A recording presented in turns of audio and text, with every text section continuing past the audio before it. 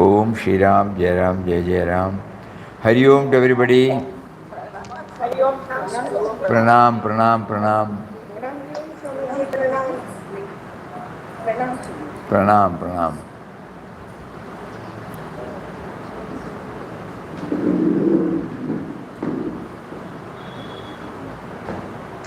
Yes.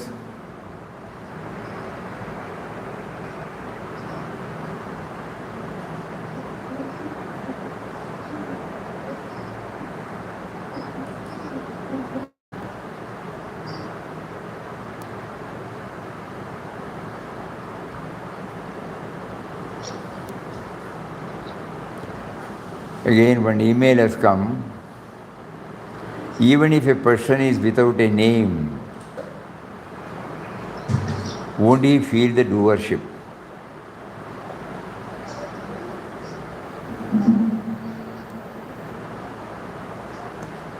In what way this is going to help us? Because we have a name and form. We are thinking about a person who is not having a name and form. Just imagine. In what way it will help us? Because we are only supposing, we are thinking about somebody's. So why not we think about our progress, our journey? What are the problems we are facing that we will try to solve it?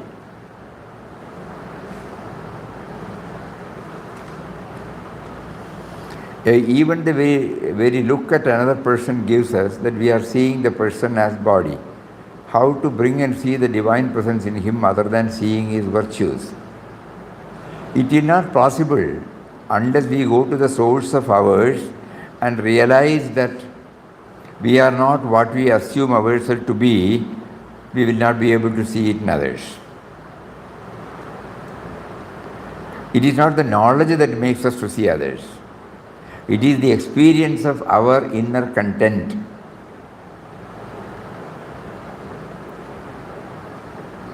So by sadhana, we are trying to have the taste of the presence of the Almighty. And then as we get stabilized, the moment we look at any object or person, we will slowly try to see that element in. Now having read or having heard, suppose we want to see divinity in everybody, it cannot be. For 2 hours, 2 years or more than 2 years, Papa has been struggling with chanting and simultaneously meditating upon this indwelling and all-pervading reality. That is why he was able to see as Ram. We have only read. We have only heard. So we have to experience, then only we will be able to see the divinity in everybody. This knowledge will help us to very little extent. So that is why Puja Mataji always hammers this. You don't go and start teaching others because you have to first experience the presence of the Lord within. Then only it has got the authenticity.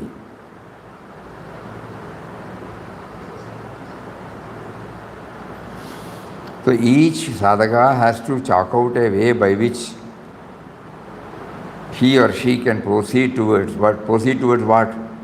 Towards the realization of the presence of the Atman within us.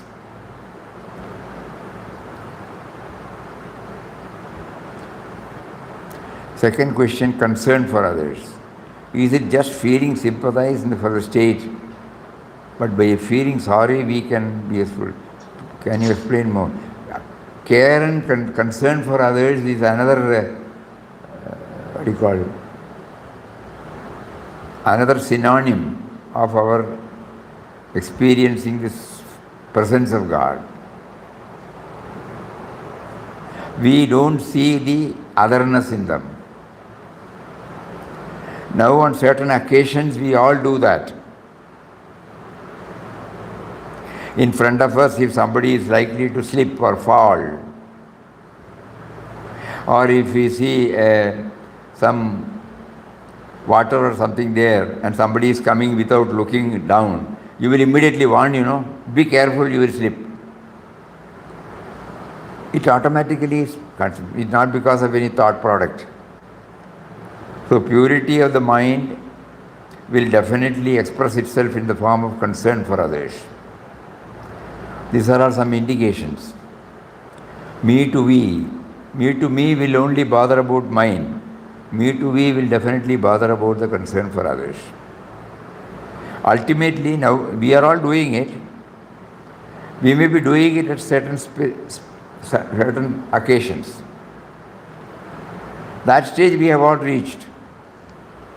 But how to make it permanent?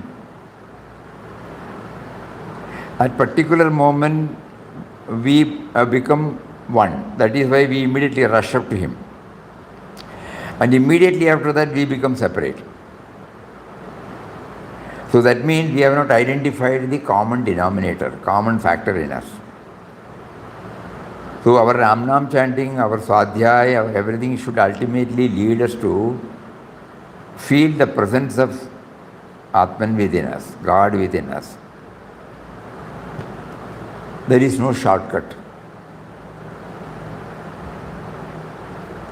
If that is difficult, we can place a deity there and see the deity in everybody. Either of these. The Atman is an abstract expression. So if our mind is not in a position to concentrate on this abstract, we can give the form of a deity or a guru and try to see him in there and gradually transcending it.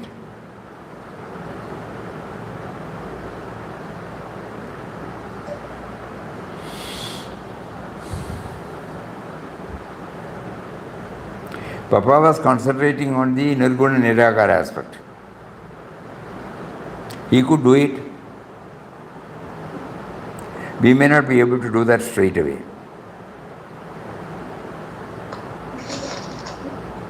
In Bhagavad Gita itself, he says, Klesho, in chapter number 12, it is difficult to concentrate on an abstract form. Klesho adhigataras tesham avyakta sakta chetasam avyakta hi gadir dukkham dehavad bhirapyapyade.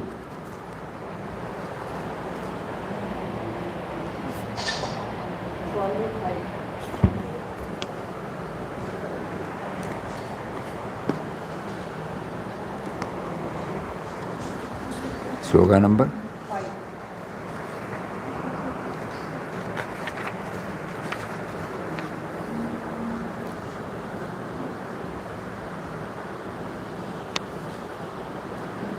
Adhigaris. For Adhigari it is Kleshagaram. He says, the deserving ones are called, what do we mean by Adhigari? They are those who have the sense under perfect control. Those who have managed to achieve moderation in everything, those who have been constantly doing upasana, meditating on God in some form, and the mind is already one-pointed and pure, such a person realizes the self the moment he hears the teaching, Tattvamasi, you are that, you are the self. In the preparatory state itself, Adhigaris have purified the body and mind to the extent that they can receive the higher wisdom. Of course, it is not the body or the mind that receives it, but a body or mind that is not refined could disturb the listening. The mind constantly blabbers, keeping up a flow of murmuring about thoughts, actions, and emotions.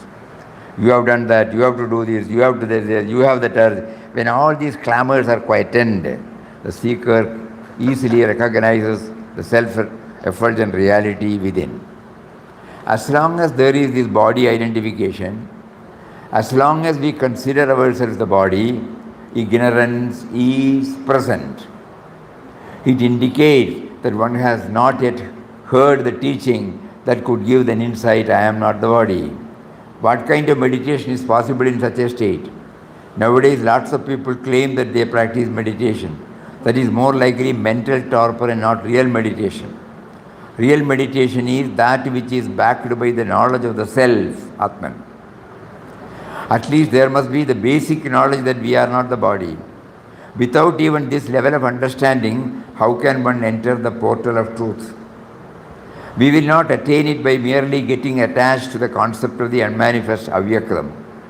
Some dry intellectuals pride themselves as followers of Vedanta, but have not completed the necessary purifying practices of Upasana, Bhakti or Guru Seva. They are doomed to fail in the quest of the self within. Such persons tend to speak ill of the practices that purify the mind.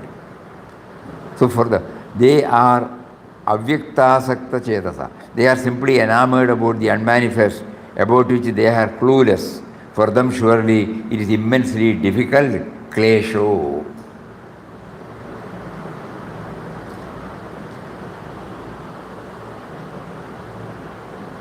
So that is why in Bhagavad Gita himself he says later, yo yo yam yam tanur bhaktya. In whatever way you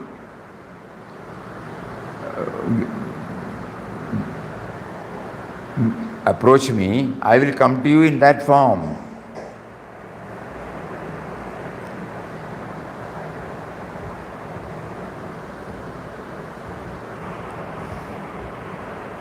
So the two things we have now. First thing, we will not be able to see the common factor just by hearing it. It is purely by our doing sadhana.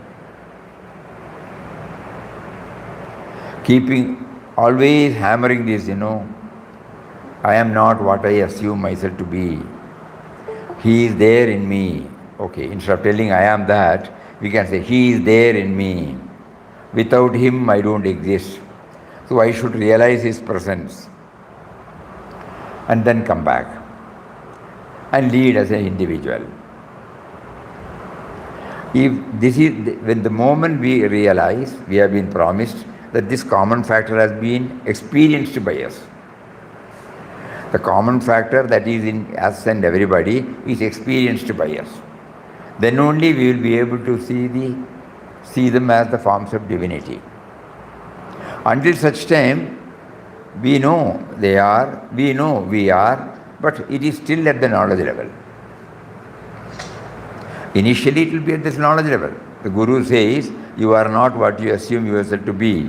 We believe that words. Shastra says, you are not that. We believe that. Then we keep on doing our sadhana. So we should be very clear. My only sadhana is to somehow feel His presence within me. My Ramnam should enable me, my bhajan should enable me, my satsang should enable me, reading of the Shastras should enable me, nothing else.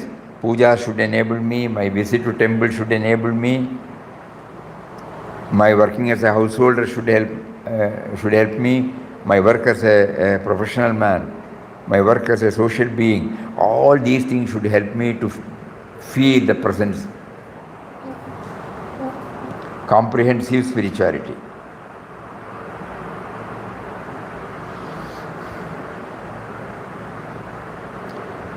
That's a Puja Swamiji used to mention like this. Many Mahatmas have said, but in our case we remember his words.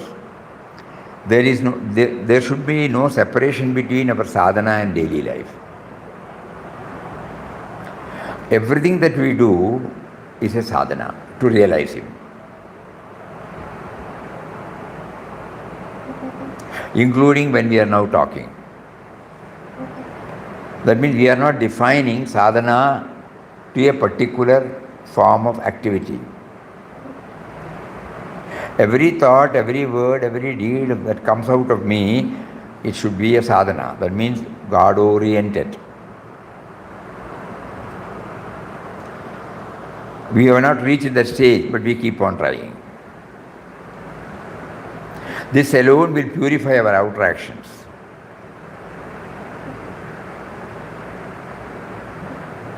God inside is watching me. He is testing me. He has given me a family life, professional life, social life. What do I talk? What do I think? What do I do? He is watching. The moment we know he is watching, everything has become sadhana. That means we will be within that boundary, no? We will not go out of that boundary.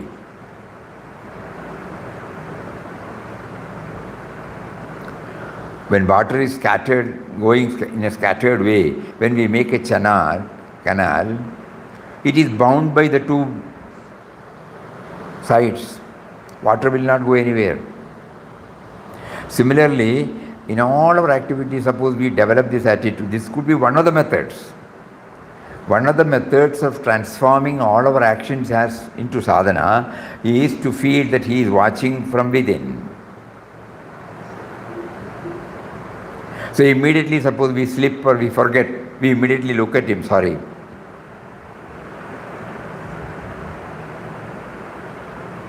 When Papa keeps on repeating this, the constant remembrance, what does it mean? Constantly remembering that he is watching us.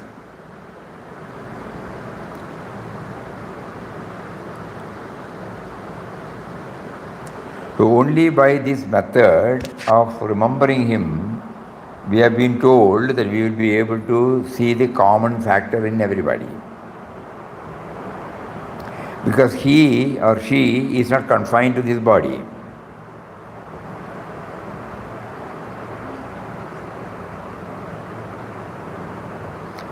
He, she or it, whatever we call it. That the common factor is in everybody, in everything. So the first question is, even if a person is without a name to address, won't he feel the doership? That question can be answered, but it will not help us much. Early morning, we have shared this. Early morning, you go for a walk alone. You happen to see a tree. You stop there, look at the tree, and you realize that there was an existence, but somebody labeled it as tree. So even before the labeling was done, that existence was there. So we will try to find out what that existence is without label.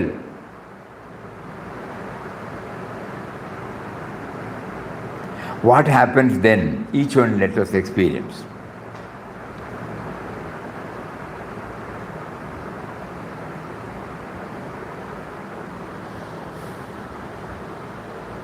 Mahatmas who have done this, they have expressed that the sense of individuality will not be there to express. Because the label makes me aware of my sense of individuality. So when we cross the boundary of label, it is mere existence, Sat. At the moment we need not break our head on this because we should try. It is not an academic process. So early morning when you start walking, you see anything that is a gift by Mother Nature, there is a label pasted on it. You remove that label, what do you feel? That will give us the answer for the first one.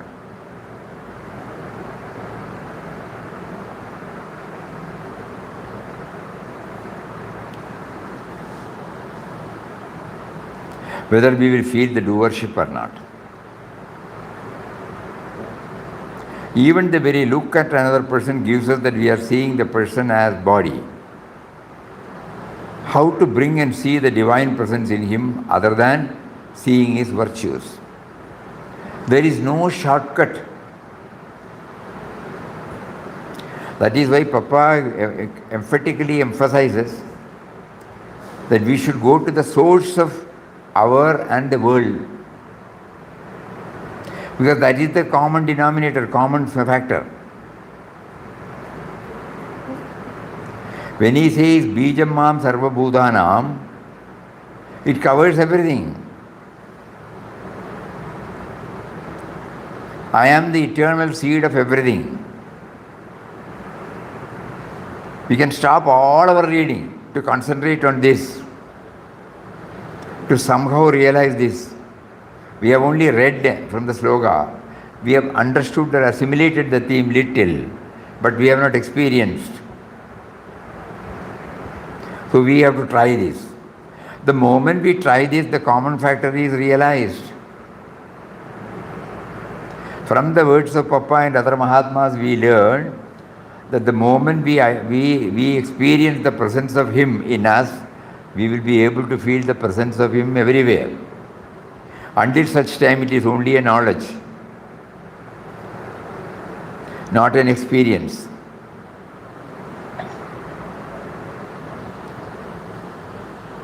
Concern for others, is it just feeling sympathy? No, for the state.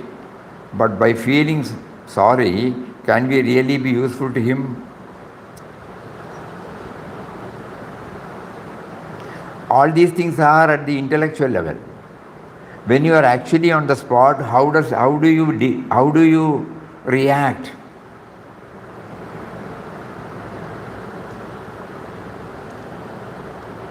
People who have been associating with ashram and Mahatmas, they will definitely feel the concern for others. Automatic. Suppose the prasad is distributed, for example. When your turn comes, the quantity becomes reduced. Again, one person comes for prasad. You will immediately share what you have, Nobody need tell you. You don't have to learn Bhagavad Gita for that. It is spontaneous.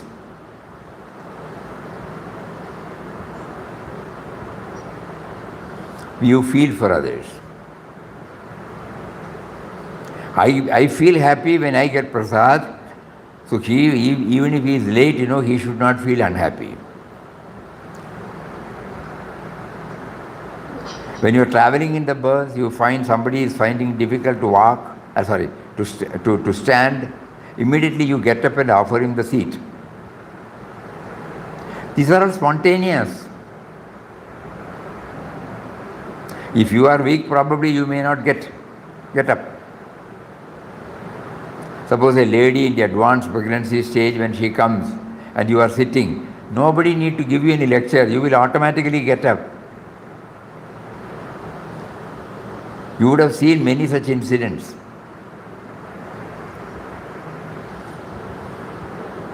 But we must see that incident.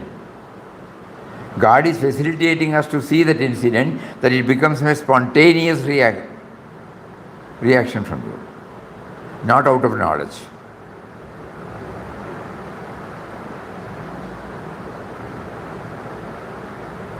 So we come back to this by touching and killing these two aspects. It becomes more and more clear that what we have to do is to feel His presence inside. That is our hope. That is the purpose for which we took up this Inquest of God in-depth study. We are taking up this Bhagavad Gita in-depth study. We should be very clear. We are not here to master the Bhagavad Gita. Just like we did not take up Inquest of God to master its literary content. We are trying to somehow see the Ram in everybody. Just like Papa saw Ram in everybody, that subtle and mysterious power in everybody, our aim is to see the Ram in everybody. Similarly, in Bhagavad Gita, he says, Bijam Mam Sarva Bhutanam. We are trying to see that Bijam.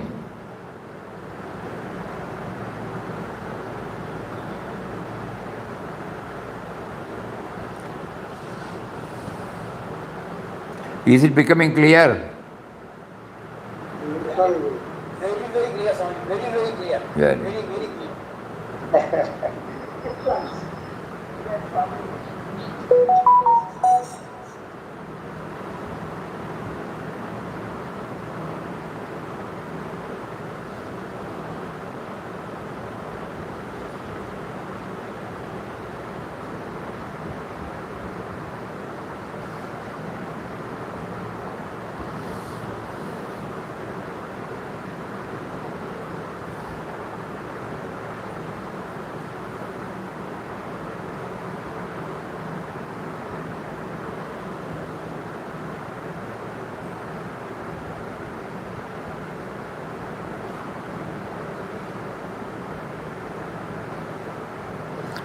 Another devotee has written in Malayalam,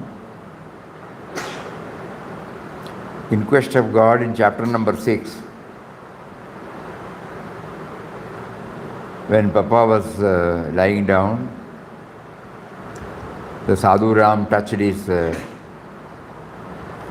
unknowingly feet on Papa's body, so the other man immediately, he got upset.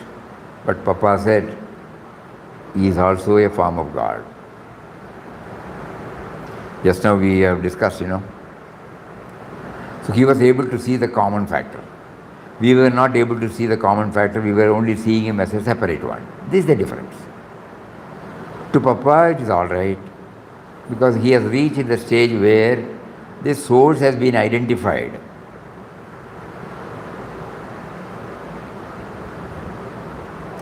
So according to this devotee, ideal of the ashram put forward by Papa, universal love and service based upon a vision of divinity in all beings and creatures. This is exactly what Samatvam Yoga Muchade. In second chapter, 48 slokas, he says, Samatvam Yoga Muchade, equanimity is yoga.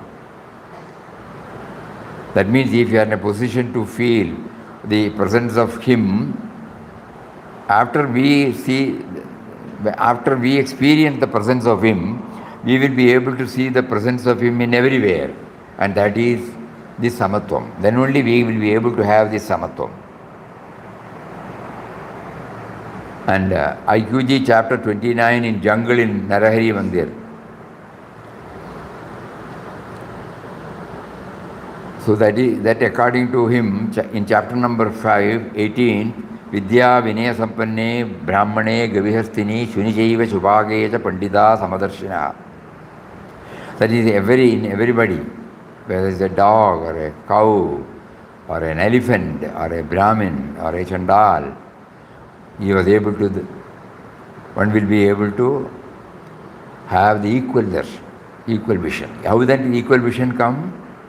Only when we realize his presence within. He did not say only in men, Sarva Bhutanam.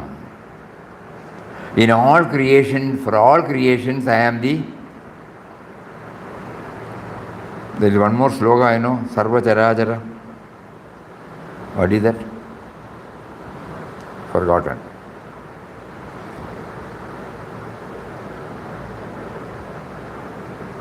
One more sloka is there, There are 8 slokas.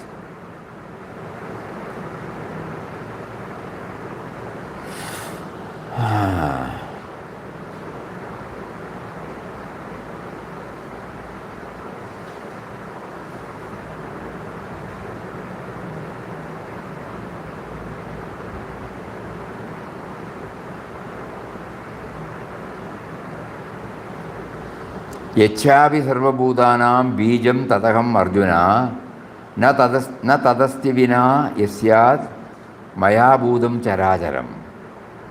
I am the generating seed of all living beings. No creature, moving or non-moving, can exist without me.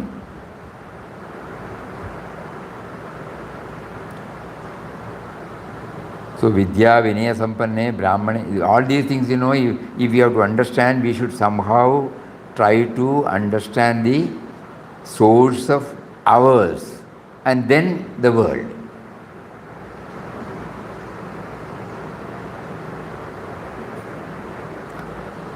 So then, the next point he has pointed in our day-to-day life, the most, normally we take it, the saddest event is the death of somebody who is close to us. So, in second chapter, sloka 17 and 20, the Lord explains, Avinashitu, 17 and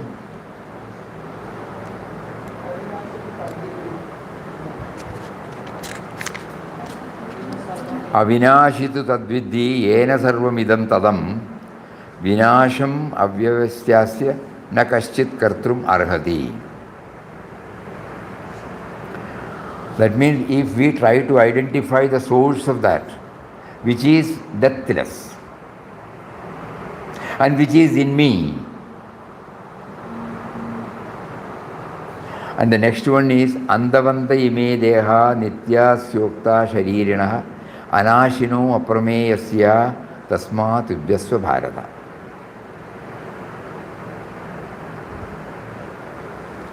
So, when death comes only to the perishables, whereas we are to feel the presence of the imperishable in us.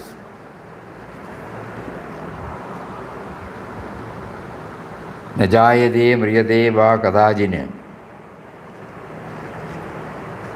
nayam bhutva bhavida vanabhuyaha ajo nitya shashvatoyam purano nahanyate hanyam ane sharire. So when we are trying to understand when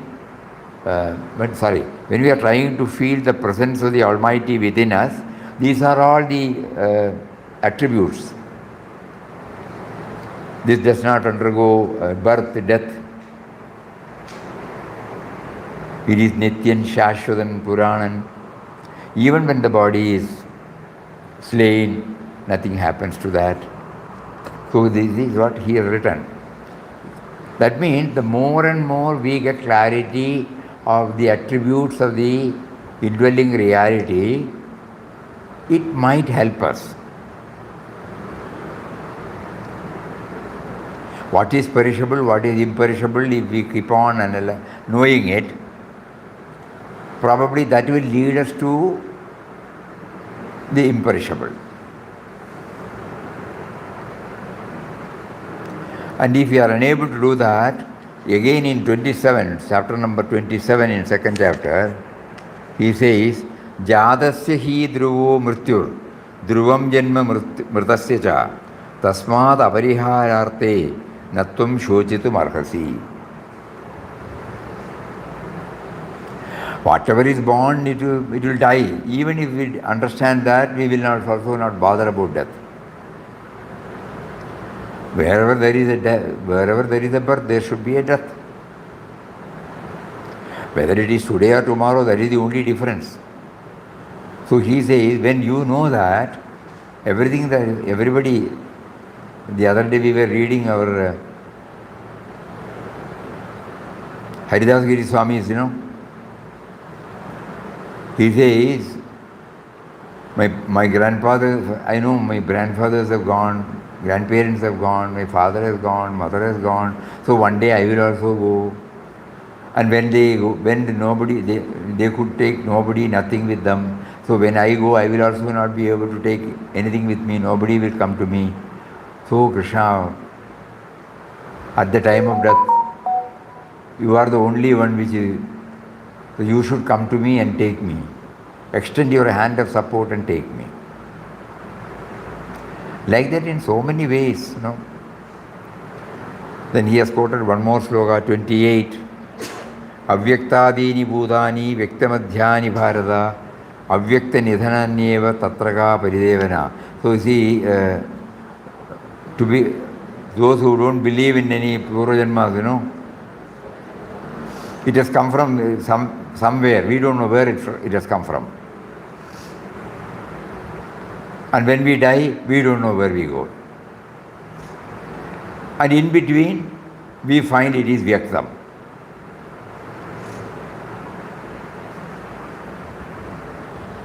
Then what is there for us to grieve over? Practical.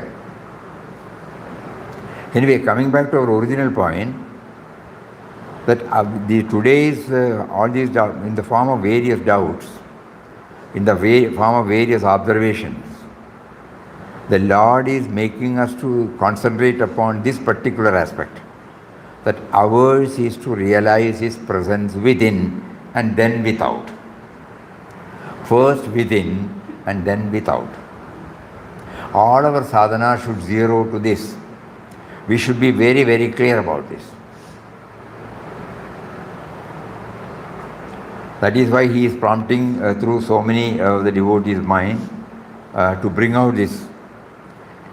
You are reading, okay, you have done this, you have done that, okay, everything is okay. But are you clear about the goal to be scaled?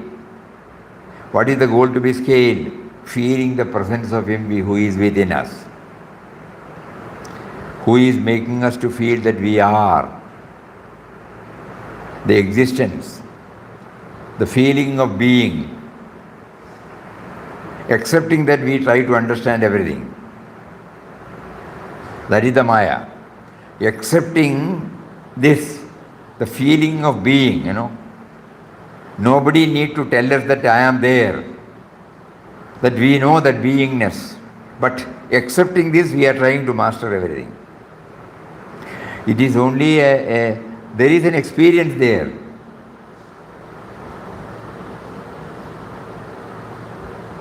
Which cannot be explained. So today, Papa is bent upon pointing out this.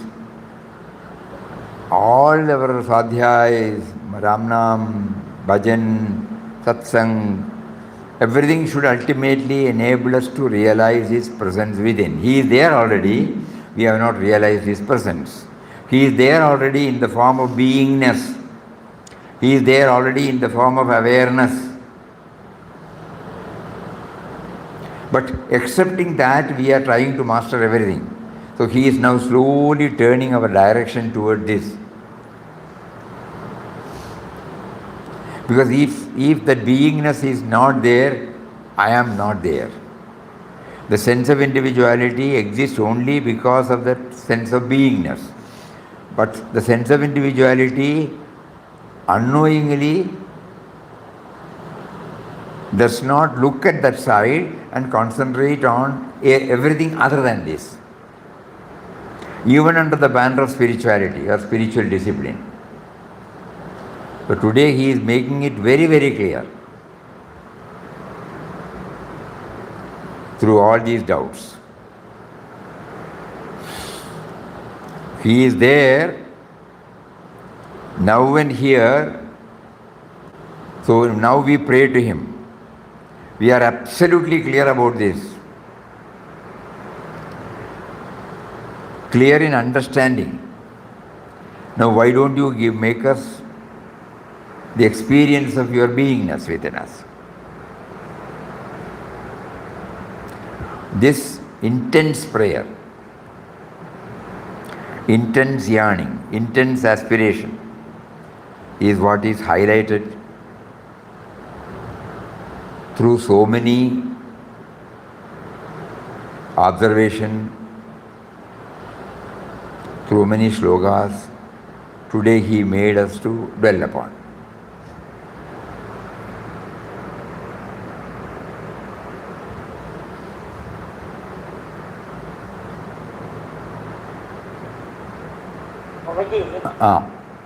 ஒரு small doubt. நம்ம பாடியிலேருந்து ஆத்மன் போயிடுறது. ஆத்மன் is ever intelligible. Can the Atman, all the departed Atmans have a feeling of oneness, and can they be coming together? Sir, without form or without any shape. How does the Atman meet the other Atman and partner? According to, because we have not experienced that stage, we have to be content with what Mahatmas and Shastras says. First of all, why not we try to sift Atman from the body? Then only we will know that there is Atman, no? So we have a fair idea now that Atman is there inside, in the form of life, in the form of intelligence, in the form of awareness.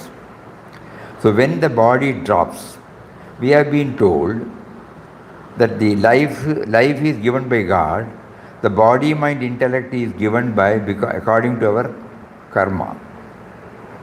So when that karma is worked out, body gets dropped. There is no individual Atman there. The body gets dropped.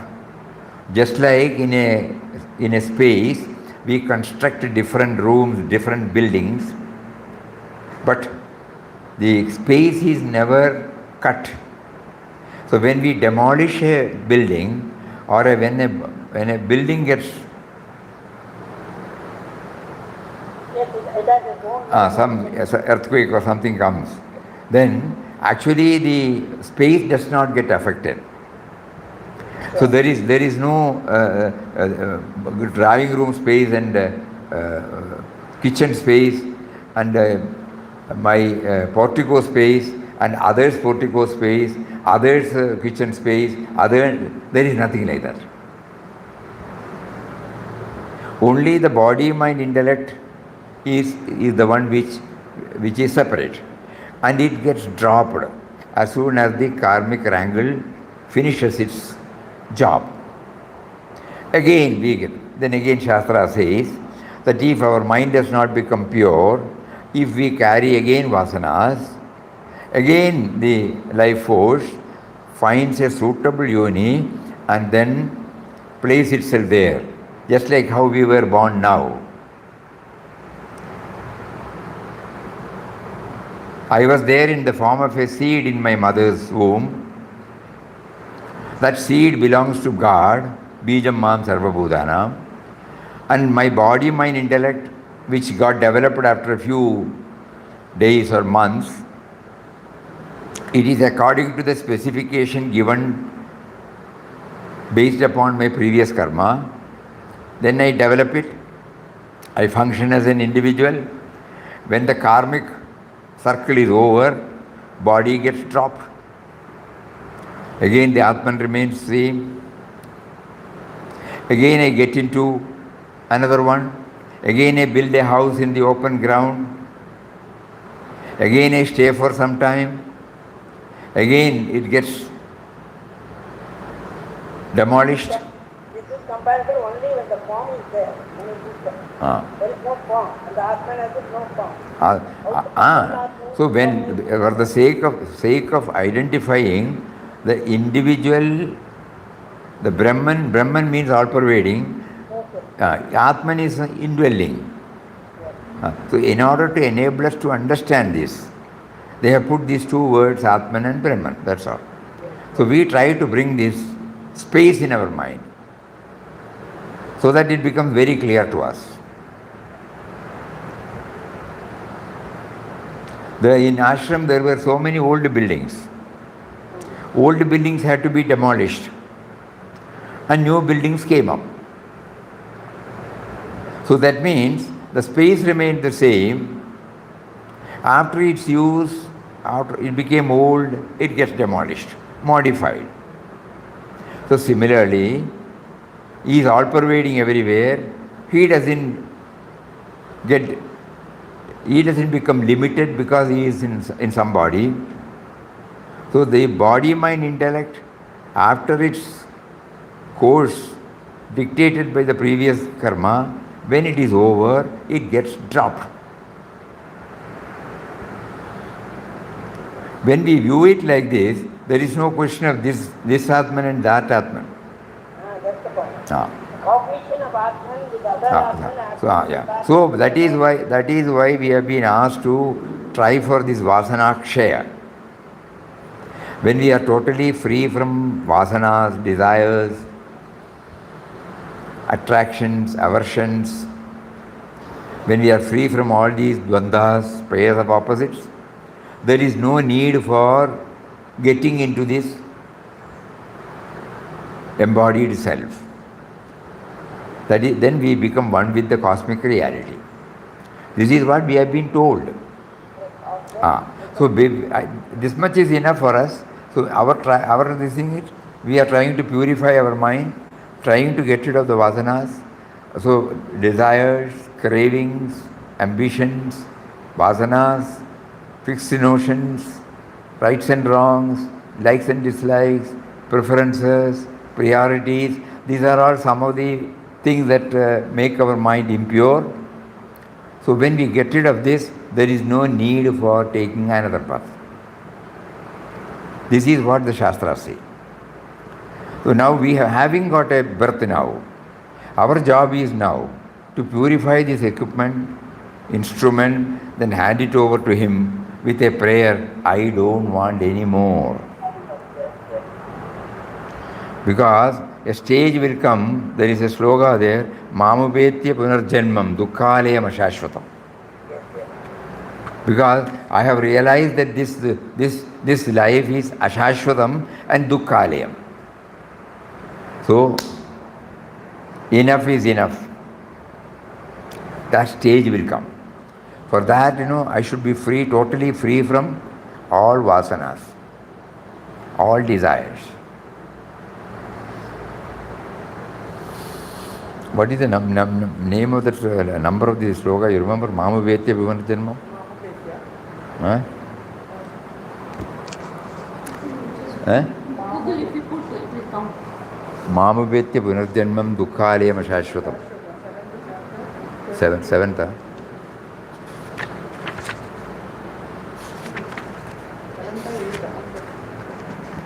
Eighth. Swami, the 8th chapter, 15th sloka. 16. 15th.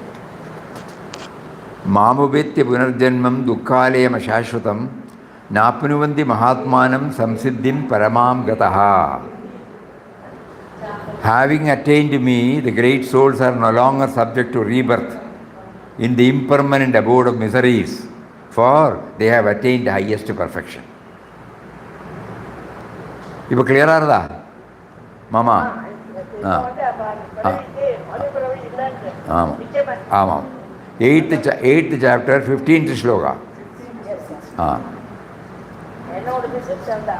If we ask the Lord, why am I suffering? He will respond with the counter question, who is suffering? And when the answer I is given, Bhagavan will again ask, who is this I? The I within you, is it you or is it me? Then if one probes within, it will be found that there is no I, only the Lord. Thus it is really the Lord who is suffering. Suffering too is one of his games. This state of recognition is freedom from suffering. Those who know these are great souls who have attained the highest perfection. This is what Bhagavan speaks of Mamupetya. By attaining me, you will no more be subject to Punarjanma. By attaining me, you will no more attain to Punarjanma. So I should be free from the cycle of birth and death. In Bhajagovindam also he says, Punarapi Jananam, Punarapi Maranam, Punarapi Janani, Jadare Chayanam, Iha Samsare, Bahudustare, Kripaya Pare, Pagimurare. Enough is enough. Again birth, again death, again getting into mother's womb. Purme Purum. Kripaya Pare, Pagimurare. Why don't you please take me out of this samsaric bondage? This stage we should reach. We have not yet reached that stage. We are still satisfied with this. So we are praying to him. When this is the reality, why are you making me to crave for so many things which are impermanent? Enable me to get out of this. At time I get some vairagya, but after a few moments I lose that vairagya. When somebody dies, when I join the obsequies, I learn about death is common, I will also die, all those things. Immediately after 1 or 2 hours or one day, I am back to square one as if I will not die. I keep on planning, desiring, so many things. So the constant hammering on these will definitely make us aware. But we should not forget, our ultimate aim is not to understand all these things. Understanding the presence of him who is making me to feel that I am.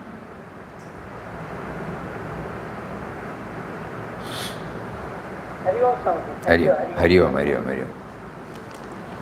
And in Vivek Chudamani,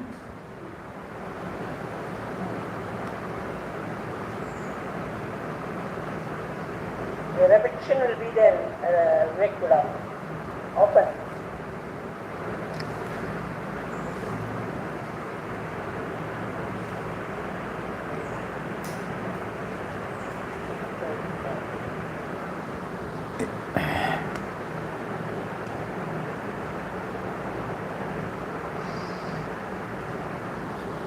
in each one of us, there is an individual self and the eternal self. Swami Ranganathan Ji beautifully brings it out. No complication. In each one of us, there is an individual self and the eternal self. The individual self is the I, and the eternal self is the witness of this I.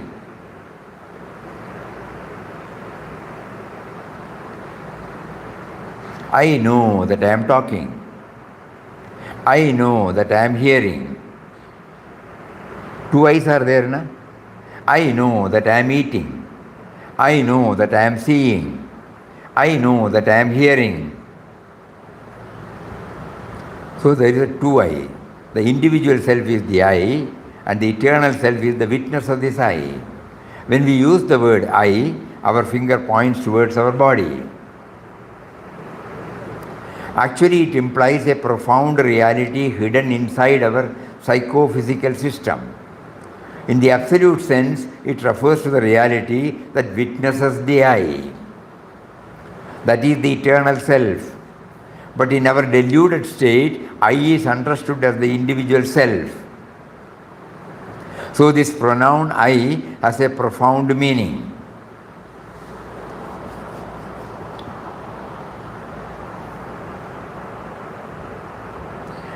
When we are dealing with men and matters, this will not strike to us. But when we are calm and quiet, when we sit, I am sitting. Wait. I know that I am sitting. Who knows and who is sitting? I know that I am talking. Wait, who is knowing and who is talking? I know that I am reading. So in a pause moment, suppose we try to understand this explanation becomes clear. What is the explanation? In each one of us there is an individual self and an eternal self. The individual self is the I, eternal self is the witness of this I. When we use the word I, our finger pointed toward the body. Actually, it implies a profound reality hidden inside our psychophysical system. In the absolute sense, it refers to the reality that witnesses the I. That is the eternal self. Today we started with that, the eternal self within me. I have to feel his presence. Accepting that, I am trying to understand everything. But in our deluded state, I is misunderstood as the individual self. So there is an individual self as the eternal self. These are the appearing self and the real self.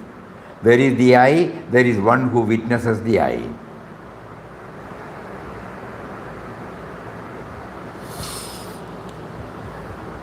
This I, in Upanishad, there is a story of two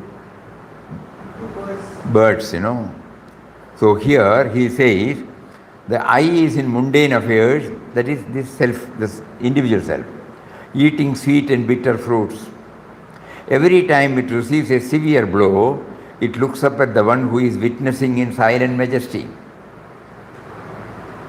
and moves up a little, aspiring to become like that. In this way it goes on moving until one day it realizes that it is one with the witnessing self and that it never existed separately. What existed was the supreme witnessing self alone. The little I was only a reflection of the witnessing self. Anyway, these are all food for thoughts. It might help us. When we are in a pause moment, we can see that. And later on, we can slowly extend it to our active life also. When you hear a music or a bhajan, immediately try to bring it. I know that I am hearing. Hey, wait. Who knows and who is hearing? No? So there are two selves there. There is a hearing self and the witnessing self. Eating self, witnessing self. Seeing self, witnessing self. Smelling self, witnessing self. Thinking self, witnessing self. Like that. So he is there in us who is witnessing everything. That is why we were motivated to say that we should know that He is ever witnessing us. We should always keep on hammering this truth that He is ever watching over us. He is the witnessing self. That is why in his 2003 write-up, so Puja Swamiji mentioned it as consciousness or awareness, this Sakshi. He is always there, He is always there, He is always there. Swamiji, so this witnessing self is the actual self. The witnessing self is one that is interpreting everything, correct? Witnessing? Self is interpreting everything. Exactly. We actually, no, sorry. Actually, what you say is right, but it may give some confusion to us. Witnessing self is witnessing the explanation. I mean, the witnessing self is the real Witnessing self. She's asking if it is the real self. Witnessing self is the real self. Eternal self. Yeah, so Eternal self. That is witnessing the narration now.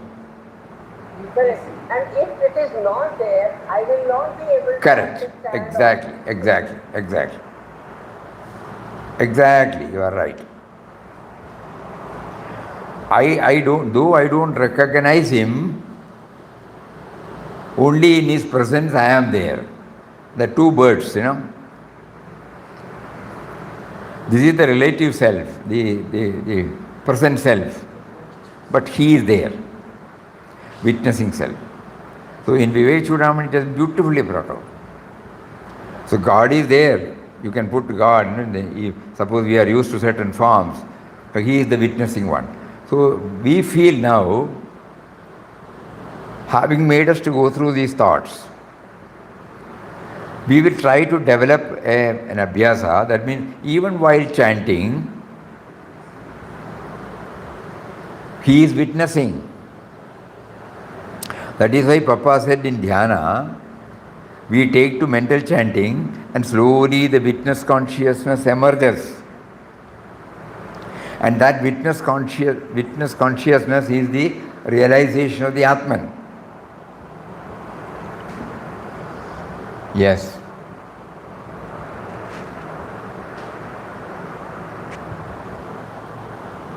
In Fruition of Life, we have brought it under this meditation.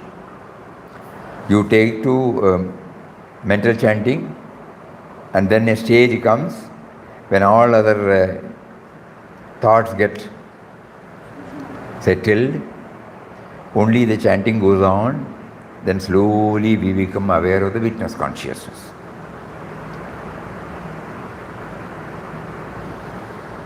So even now the witness consciousness is there, but we are unaware of it because the other self, the me self is covering it. Now the me self is trying to understand that there is a witness. There is a witnessing me.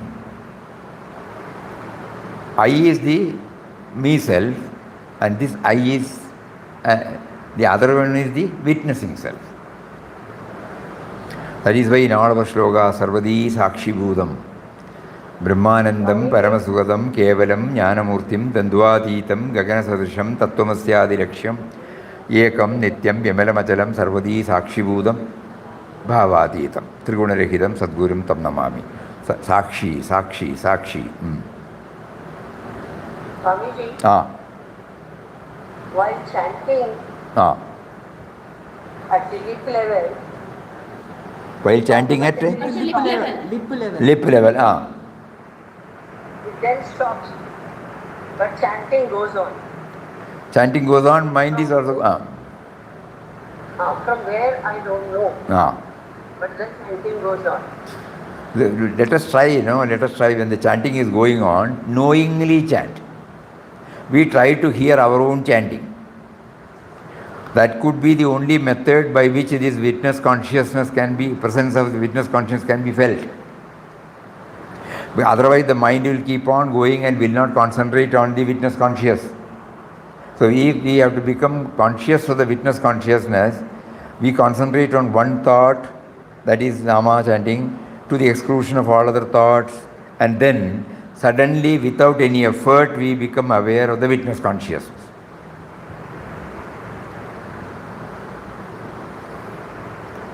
So let us all try. Let us have these two in our mind. First is, God is ever watching us as witness consciousness. The moment I become unaware of it, I function as an individual. The moment I become aware of it, I become his das, his chela. I will be, all my thoughts, words and deeds will be within its bound. Think about it. No. For that continuously, Vairagya is necessary. Let us don't worry about anything. Let us always think that he is watching us, watching us, watching us, watching us. Which is the truth.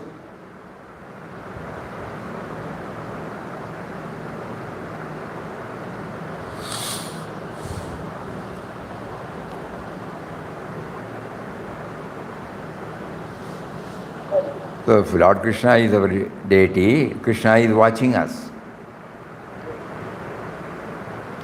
If Shirdi Baba is our deity, Baba is watching us. So whenever I forget about this, I act from the me self, the I self. Whenever I become aware of it, then there is no problem. I become his chela, his instrument.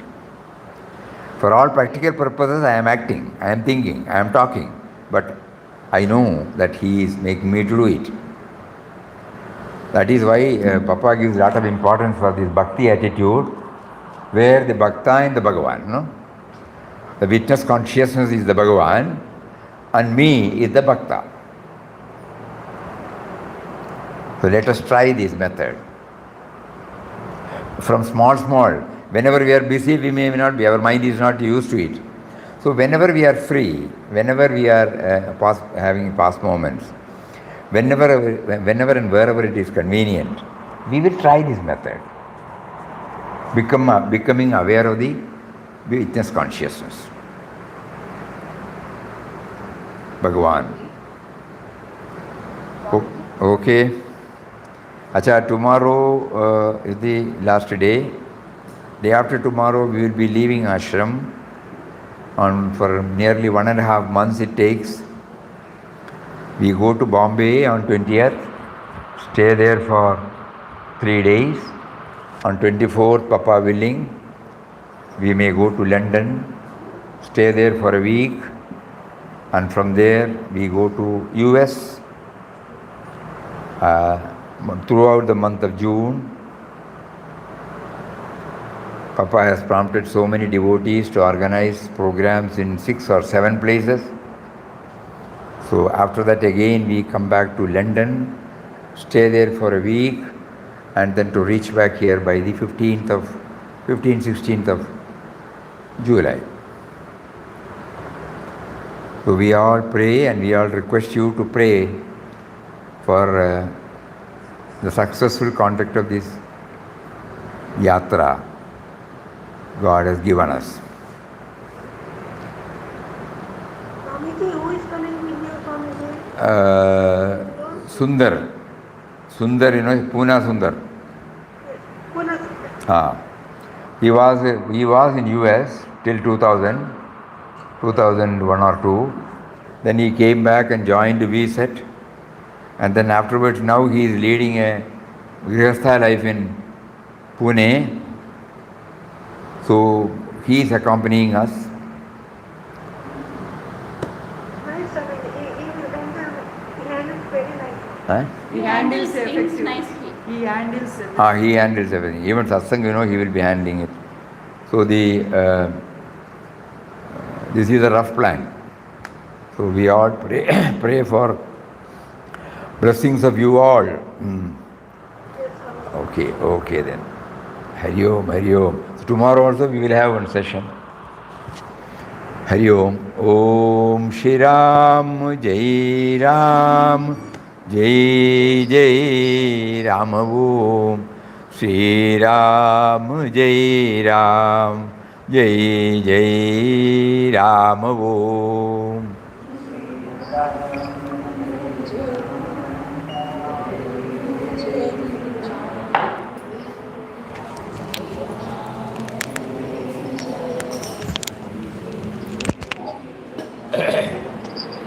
Shri Ram Jai Ram Jai Jai Ram Om Shri Ram Jai Ram Jai Jai Ram Om.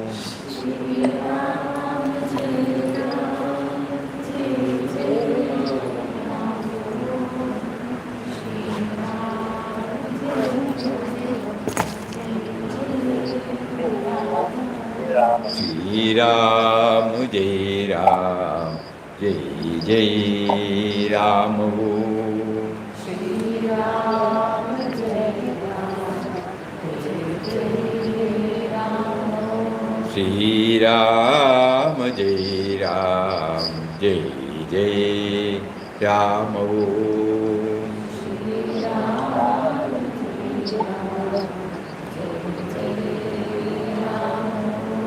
Shri Ram Shri Ram Jai Ram Jai Jai Ram Om Shri Ram Jai Ram.